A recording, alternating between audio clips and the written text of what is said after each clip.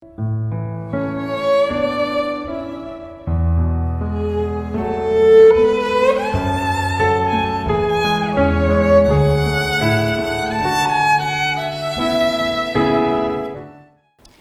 à tous et bienvenue sur Proximité Web TV dans le cadre de votre émission Chemin de foi. Les amis de la destinée, le mentorat, telle est la thématique du jour que nous allons aborder avec notre invité que je vais présenter de suite, le pasteur Nancy Obam. Bonjour pasteur. Bonjour Cyrielle. C'est un plaisir de vous avoir parmi nous. Merci, plaisir partagé. Alors, de plein fouet, la Bible dit que mon peuple périt faute de connaissance. Est-ce que le mentorat est biblique? Merci et merci le privilège d'être ici. Je pense que je vais commencer par définir ce qu'on entend par mentorat. Allez-y. Un mentor, c'est une personne expérimentée qui a pour rôle de guider, d'orienter, de conseiller en fait une autre personne qui est donc moins expérimentée que lui. Donc à partir de ce moment, je peux dire que le mentorat est biblique. C'est vrai qu'il n'y a pas dans la Bible un verset où il est écrit mentorat noir sur blanc, mais nous voyons des exemples de personnes qui ont été orientées, guidées par d'autres dans des domaines de leur vie. Et donc on peut dire que le concept de mentorat est biblique. Vous l'avez dit, c'est un mot qui n'existe pas dans la Bible. Alors comment on sait qui est mentor, qui définit? Quels sont les critères de sélection pour définir que telle ou autre personne peut être mentor ou pas? Ok, déjà comme je le disais, un mentor c'est quelqu'un de plus expérimenté que le mentoré. Donc à partir de ce moment, je pense que oui, il devrait avoir des critères de sélection. Ce n'est pas je me lève un bon matin, je suis le mentor de tel, ou tel se lève un bon matin, je suis mentoré par tel. Il faudrait bien que la personne qu'on qualifie de mentor soit par rapport à ses mentorés bien sûr, qu'il ait plus d'expérience, qu'il soit quelqu'un qui peut guider, qui peut orienter, qu'il soit un modèle, bien évidemment dans les domaines où il joue son rôle de mentor. Est-ce qu'il devrait avoir des qualités particulières selon vous, ce mentor? Oui, je pense qu'un mentor, première chose, c'est quelqu'un d'aguerri, de mature, c'est quelqu'un qui a le sens de l'écoute, quelqu'un qui a de la patience et qui sait vraiment ouvrir le chemin, montrer le chemin. C'est le bon mot, montrer le chemin, montrer la voie. Selon vous, quelle place occupe un mentor dans la vie de son mentoré? Quelle place? Est-ce qu'il devient une voix autorisée dans la vie de celui qui l'écoute, celui qu'il suit? Après, voix autorisée, ça va dépendre. Ça va vraiment dépendre. Bon, on est dans un contexte, dans notre Biblique, contexte chrétien biblique, voilà. Le mentor est différent du père spirituel. Un mentor n'est pas un père spirituel. Mais un père spirituel peut jouer les deux rôles. D'accord. C'est pas, voilà. Donc, à partir du moment où on saisit cette nuance, le mentoré va ou peut devenir une voix autorisée, bien évidemment, dans le domaine dans lequel il mentore son mentoré. Voilà. Donc, mais dans la vie en général, pas forcément. Maintenant, après, ça dépend de la relation qui va se tisser entre le mentor et le mentoré. Quelle distinction il y a, puisque vous l'avez abordé, quelle distinction il y a entre le mentor et le père spirituel? Comment on peut distinguer ces deux personnes?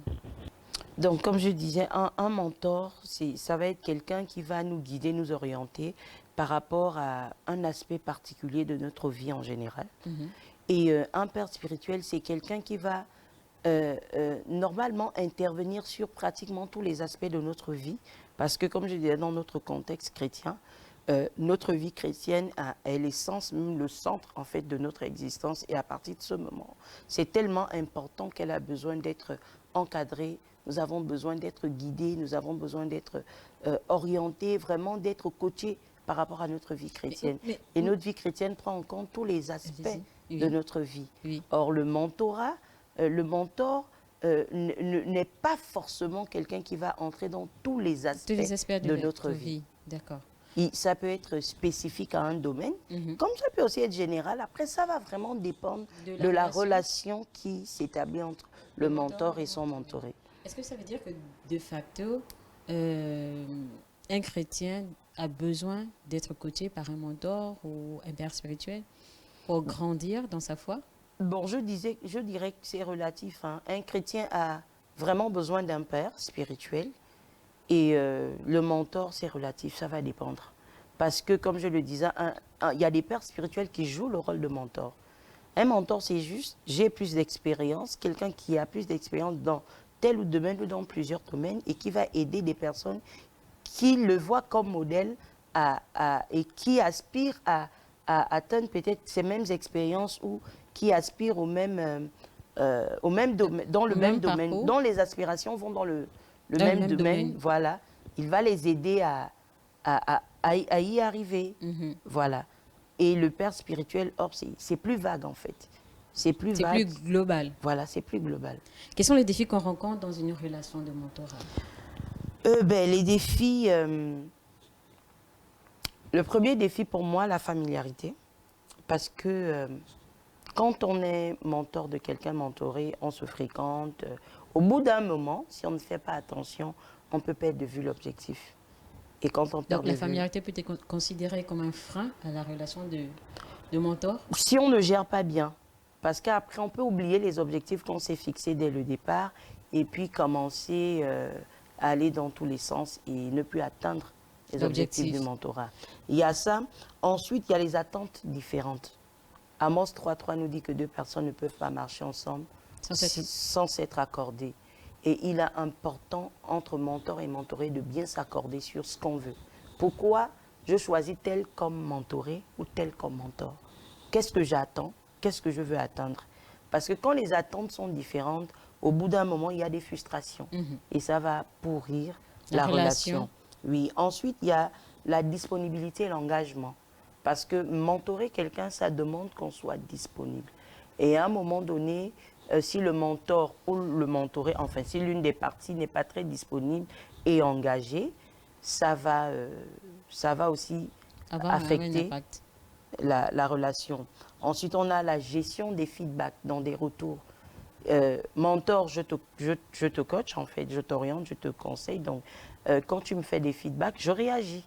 Et la manière dont je réagis, c'est important. Le mentor devrait veiller à faire des critiques constructives, à ne pas frustrer. Et en retour, le mentoré doit être ouvert aux critiques. Parce que si tu veux te faire mentorer et qu'après tu n'acceptes pas de remarques, que tu es quelqu'un qui sait tout, tu n'as pas besoin de quelqu'un pour t'orienter, ben ça ne pourra pas marcher. Parce qu'à un moment donné, tu dois pouvoir reconnaître que là, je dois m'arrêter et écouter, appliquer tel conseil. Il y a enfin la motivation, l'engagement la motivation et l'engagement, je veux dire. Parce que quand je commence, c'est comme on dit le tout beau, tout nouveau. Je suis excitée à l'idée de mentorer quelqu'un ou je suis excitée à l'idée d'être mentorée par quelqu'un. Mais il faut entretenir cet engagement et cette motivation. Parce que sinon, à un moment donné, quand il n'y a plus de motivation, qu'est-ce qui se passe? On se lasse. On se lasse et la relation meurt. Mais qui définit, en fait, comment le choix se fait? Est-ce que on va dire, c'est le mentor qui choisit son mentoré, c'est le mentoré ou alors c'est le mentoré qui choisit son mentor? Comment la relation se crée? Il n'y a pas de process manière défini. pratique, oui. Ça va dépendre. Pour moi, je vais citer 3 cas. Il y a des cas où le mentor peut choisir son mentoré. Parce qu'il sent qu'il a je sais pas, que le mentoré a des besoins et qu'il est capable de répondre à ses besoins. Et ça va, je vais un peu revenir sur la question sur le mentor et le père spirituel. Vous voyez, quand on parle de père spirituel, c'est circonscrit dans un domaine, un contexte de chrétienté et de foi. Mais le mentor n'est pas forcément circonscrit dans un contexte de chrétienté et de foi. D'accord, ça veut dire qu'un mentor peut être... On peut avoir un mentor dans le cadre de l'église professionnel. D'accord. On peut avoir un mentor dans le cadre de la parentalité. On peut avoir un mentor dans le cadre du business. En fait... Dans les différents domaines de la vie. Voilà. Or, père spirituel, c'est lié à tout ce qui concerne... C'est lié à la foi, à la chrétienté. Voilà. Donc, pour revenir à la question, il n'y a pas un process prédéfini, ça dépend. Un mentor, quelqu'un qui croit avoir assez d'expérience à donner, peut déceler des jeunes talents qu'il veut aider à éclore, que ce soit à l'église, dans le domaine professionnel ou dans un autre domaine. Et ensuite, il y a aussi le cas où c'est le mentoré qui choisit. il peut arriver que tu admires quelqu'un et tu vois que la personne est un modèle qui t'inspire. C'est-à-dire que quand tu vois où tu veux aller, quand tu vois tes visions et tes aspirations, tu te dis que s'il y a quelqu'un, un modèle de réussite, dans ce à quoi je tends, c'est cette personne. Et donc, je peux me rapprocher pour demander à cette personne de me mentorer dans les domaines dans lesquels il m'inspire. Voilà. Et ensuite, il y a des cas de recommandation aussi dans le mentorat. C'est-à-dire que moi... Qui fait la recommandation? Ça dépend. Moi, par exemple, je prends un exemple, je peux aimer Cyrielle, je décèle un talent en Cyrielle et je connais quelqu'un qui pourrait coacher Cyrielle dans ça. Et je peux faire une recommandation ou au mentoré ou au mentor pour dire je souhaite que... Et voilà. Donc, il n'y a pas de process particulier. Et on le voit dans la Bible, si vous prenez des exemples. Vous voyez, Anne, je peux dire que Anne a recommandé Samuel au sacrificateur Élie. Et c'est vrai qu'on va parler de père spirituel, mais dans ce sens aussi, on peut parler de mentorat. Parce qu'il a servi de guide, il a servi de conseiller. Et c'est pas Samuel qui avait choisi Élie, c'est Anne qui avait recommandé. Qui a décidé de donner son fils à Élie pour son éducation. On a déjà assisté à des situations où des personnes doivent prendre des décisions dans leur vie. Et il s'avère parfois que la décision du mentor ou la conception qu'a le mentor sur une telle situation vienne primer même sur la décision du concerné. À ce moment, à quel niveau se trouve la limite? Je pense que c'est là où intervient le principe du libre arbitre. Et le mentor doit savoir reconnaître sa place. C'est au mentor d'abord d'être conscient. Parce que déjà, c'est le mentor qui est le modèle. Donc, c'est lui la personne la plus mature et la plus expérimentée. Donc, il devrait réaliser qu'il joue un rôle de conseiller et pas un rôle de dictateur. En fait, même Dieu nous dit, je mets devant toi la vie et la mort. Tu choisis la vie, tu vis, tu choisis la mort. Donc, on n'a pas besoin de passer au bras de fer. Je te conseille, je pense, par rapport à mon expérience, par rapport à ce que je sais, je te conseillerais de faire comme ça. Mais on doit toujours comprendre que la décision finale revient au mentoré. Mais à quoi est dû, selon vous, comment dire, ce déboire? À quoi est dû ce fait que le mentor a l'impression qu'il a, vous l'avez dit, la capacité de vie ou de mort sur quelqu'un? Et parfois, c'est à base de menaces, parfois, c'est à base de... Voilà. Il y a tellement d'effets qui ont été énoncés à ce niveau. Donc, on se pose bien la question.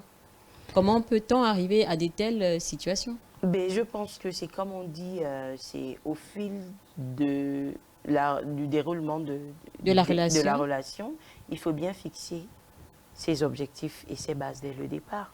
Je l'ai dit, Amos 3.3 dit, 2 personnes marchent-ils ensemble sans qu'ils ne se soient convenus. Dès le départ, c'était quoi l'objectif? Quand tu l'avais choisi comme mentor, tu as vu en lui quelqu'un? Oui. Donc, dès le départ, parce qu'il y a des gens, ils laissent une certaine liberté au mentor. Et puis, à un moment donné, ils sentent maintenant que ça devient trop. Et quand le ras-le-bol s'exprime, ça crée des scissions, des frustrations. Donc, dès le départ, il faut que les deux parties apprennent à fixer les limites qu'il faut.